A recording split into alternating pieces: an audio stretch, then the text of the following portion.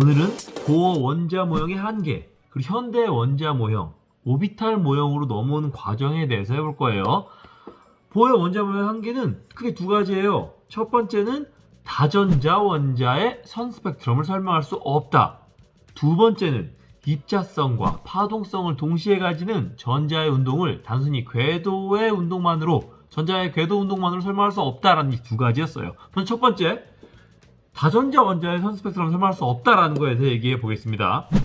원자는 보어의 원자 모형에 의하면 중심에 원자핵이 있고 바깥쪽에 K껍질, L껍질, M껍질, N껍질 이런 식으로 여러 종류의 껍질이 있고 이 껍질 사이사이를 전자가 순간이동, 양자도약을 뿅 하면서 전자를 흡수 방출하기 때문에 스펙트럼이 나온다고 했어요. 그런데 이거는 수소를 제외한 모든 나머지 원자들도 똑같이 K, L, M, N 껍질을 가지기 때문에 결과적으로 보어의 원자 모형이 맞다면 모든 원자들은 동일한 선 스펙트럼을 나타내야 해요. 그런데 이게 웬걸? 원자들의 선 스펙트럼이 이렇게나 다양하거든요. 그래서 결국 보어의 원자 모형은 수소의 선 스펙트럼만 설명할 수 있고 다전자 원자, 전자가 많은 원자들의 선 스펙트럼을 설명할 수 없었다는 거예요. 겨우 118종의 원소들 중에서 겨우 딱 하나 수소만 설명할 수 있었던 거죠. 그럼에도 불구하고 왜 이렇게 보어의 원자 모형이 대단하다고 호들갑을 떨었냐면 바로 보어의 원자 모형이 나오면서 인간 사고가 한 단계 도약했거든요. 전자가 모든 장소에 존재할 수 있고 모든 종류의 에너지를 가질 수 있다고 믿었던 인간들에게 그렇지 않아요. 전자는 모든 장소에 존재할 수 있는 게 아니라 특정 장소에만 존재할 수 있어요. 또 특정 에너지만 가질 수 있어요. 그 장소 사이에선 순간이동을 뿅 하거든요 라는 이야기를 했거든요.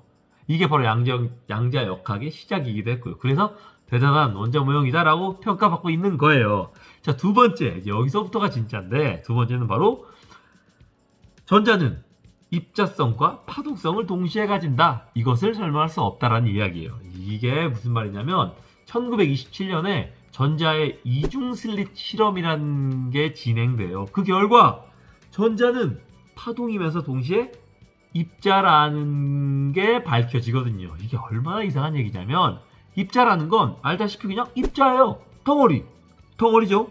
파동이라는 것, 무언가의 흐름, 즉 에너지의 흐름이에요. 실체가 없죠. 흐름일 뿐이에요. 근데 전자한테 입자이면서 동시에 파동이다라고 말하는 거라고요. 이게 얼마나 말도 안 되는 얘기예요. 무슨 말이냐면 전자는 덩어리인데 덩어리가 아니야 라고 말하는 거라고요. 이게 무슨 말도 안 돼. 그쵸? 100번, 1000번, 10,000번 양보해서 그래 그렇다고 칩시다 라고 하면 전자가 입자인 거 알겠어요. 뭐 덩어리라는 거 알겠어요. 그전까지 그렇게 알아왔으니까. 근데 파동인 건 뭐의 파동이지? 덩어리가 계속 이렇게 움직이나? 그거 아닌 것 같은데? 그럼 어떻게 덩어리가 어떻게 파동처럼 진동하고 있는 거지? 상상이 안 가요. 인간은 이걸 상상할 수 없어. 알 수 없어가 결론이에요. 양자 역학은 이 전자가 가지는 입자성과 파동성은 알 수가 없어요. 이 단원 맨 처음에 얘기했던 리처드 파인만이라는 과학자 알죠? 양자 전기 역학으로 노벨상을 받은 이 과학자가 뭐라 그랬냐면 양자 역학을 완전히 이해할 수 있는 사람은 단 한 사람도 없다 라고 이야기했어요. 자기가 양자 역학으로 노벨상 받았으면서. 당신이 누군가를 만났을 때 그 사람이 양자 역학을 이해했다고 말한다면 그 사람은 거짓말쟁이다 라고까지 말했다고요. 그만큼 양자 역학은 이해의 범주를 어느 정도 넘어서요. 그냥 그러려니 할 수밖에 없어요. 또 어떤 과학자는 이걸 어떻게 말하냐면 전자는 입자이면서 동시에 파동이야. 이거는 실험 결과로 부정할 수가 없거든요. 입자이면서 동시에 파동이야. 근데 우리는 그걸 이해할 수가 없어. 그거는 우리 탓이다. 전자의 탓이 아니다. 이 우주의 탓이 아니라 그걸 이해할 수 없는 어리석은 인간 탓이다라고 얘기했어요. 이걸 어떻게 비유하냐면 이렇게 비유해요. 2차원에 사는 개미가 있어요. 이 개미에게는 2차원이 자기 세상이에요. 높이가 없죠. 가로 세로만 있는 거예요. 위아래가 없고 가로 세로만 있는 세상에서 이 개미는 동전의 앞면을 볼 때도 있고 동전의 뒷면을 볼 때도 있어요. 하지만 이 개미에겐 동전의 앞면과 동전의 뒷면은 전혀 다른 거죠. 전혀 다른 거예요. 이 둘은 비슷하지도 않아요. 전혀 달라. 왜냐면 동전이 앞과 뒤가 뒤집어진다는 개념 자체가 이들에겐 없기 때문에.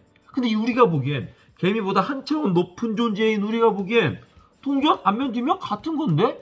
같은 동전을 어느 방향에서의 분야의 차이인데? 동전의 앞면? 뒤집으면 뒷면인데? 라고 얘기할 거예요.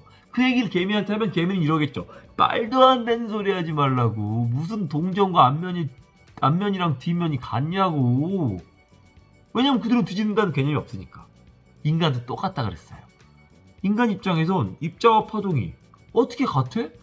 같을 수가 없지 라고 생각하겠지만 우리보다 한 차원 높은 어떤 존재가 있다면 우리를 비웃으면서 야 같은 거야 라고 말한다고 했죠. 그건 우리의 문제라는 거예요. 양자역학의 문제가 아니라. 왜 그러냐면 양자역학은 이렇게 말도 안 되지만 그 만들어진 100년 정도 사이가 지나는 동안 단 한 번도 틀린 적이 없어요.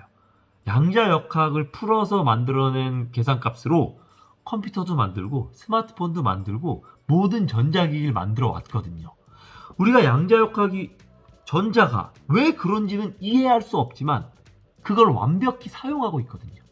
그렇기 때문에 부정할 수가 없는 거예요. 아시겠죠?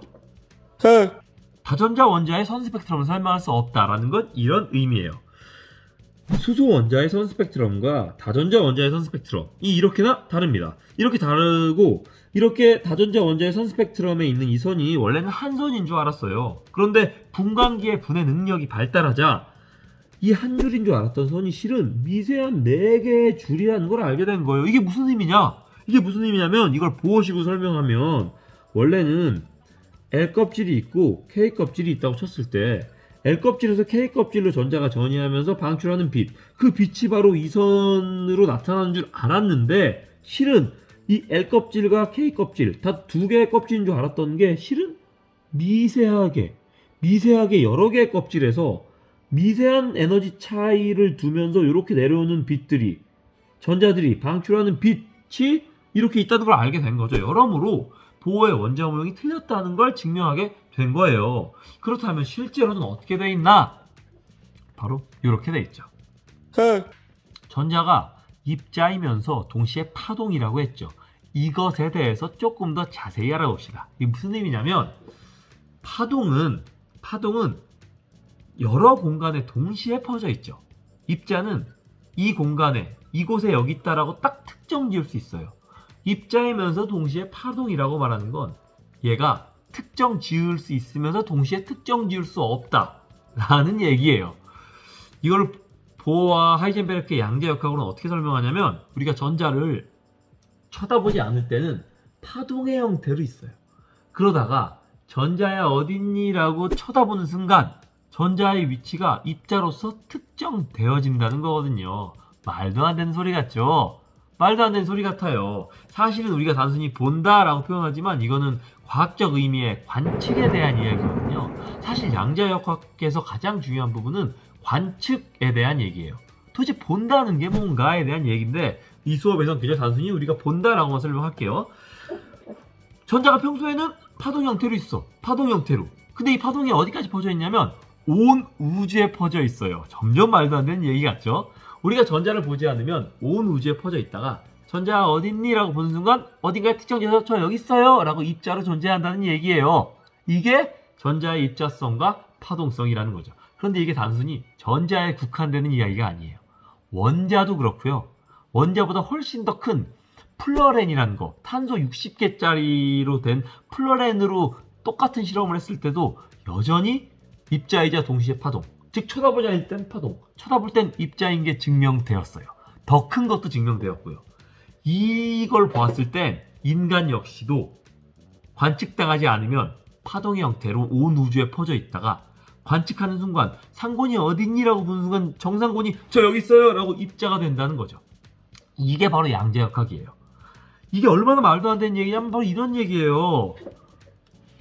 공이 있어요. 하나의 공이 있죠. 이 공이 고전역학, 뉴턴의 역학으로 설명하면 공이 이 방향으로 지금 여기 있는데 공이 1m/s의 속력으로 이 방향으로 날아가고 있어요. 그럼 이 공이 1초 전에 어디 있었냐 라고 하면 여기 있었겠죠. 1초 전이니까. 그럼 또 1초 전. 얘는 어디 있었냐? 여기 있었어요 라고 말할 수 있어요. 우리가 어떤 입자의 현재 위치와 입자의 운동 속도를 안다면 그 입자의 과거 역시도 알 수 있다는 게 자연스러운 고전역학 수밖에 생각이었어요. 하지만 현대에서 어떻게 얘기하냐면 우리가 날아가는 공을 우리가 볼 때 여기에서 이 방향으로 1m/s의 속력으로 날아가고 있었어요. 그럼 1초 전에 공은 어디 있었어요? 라고 물었을 때 현대 양자역학에선 몰라요. 또는 그것은 말하면 안 돼요. 라고 이야기해요. 알 수 없다고요. 알 수 없어요. 알아서는 안 돼요. 그거에 대해서 언급하는 건 과학이 아니야. 관측하기 전에 무언가에 대해서 언급하든 과학이 아니다라는 게 현대 양자역학이에요. 말도 안 되죠. 그런데 어쩌겠어요. 아까 말한 대로 양자역학은 100년 동안 단 한 번도 틀린 적이 없는데. 아인슈타인은 이 생각을 정말 싫어했어요. 실은 양자역학의 태동이 아인슈타인으로부터 시작된 거거든요. 아인슈타인이 빛의 파동성과 입자성을 증명해내면서 빛이 파동성과 이중성을 동시에 가죠? 그러면 전자도 그렇지 않을까라고 해서 시작된 거거든요. 실은 양자역학의 시작이 아인슈타인이었어요. 심지어 양자라는 단어도 아인슈타인이 만들었어요. 광양자라는 단어를 아인슈타인이 만들었거든요. 그럼에도 불구하고 아인슈타인은 양자역학의 이런 방식의 해석을 정말 싫어했어요. 얼마나 싫어했냐면 아니 전자가 안 볼 때는 파동으로 온 우주에 퍼져 있다가 볼 때만 존재해? 니네 진짜 말도 안 되는 소리 한다. 하이제베르크 보어야. 그럼 달은 안 볼 때는 파동으로 그 자리에 없다가 달이 어디 있는지 우리가 보는 순간 달이 거기 있는 거야? 라고 비웃었죠. 그러자 양자역학을 지지하던 이들은 네 그래요. 그런 거예요. 라고 얘기했다고요. 얼마나 말이 안 돼. 어떤 과학자는 이렇게도 말했어요. 아니 그럼 당신들의 양자역학은 지적 수준을 가진 지성을 가진 생명체가 있어야만 이 우주가 존재한다고 얘기하는 것 같다고. 도대체 관측이라는 건 뭐냐고. 꼭 인간이 봐야 되는 거냐고. 개, 소, 말, 닭들이 보면 그것도 아니야? 누가 봐야 돼? 라는 관측의 문제를 제기했죠. 또 그럴 것 같기도 하잖아요.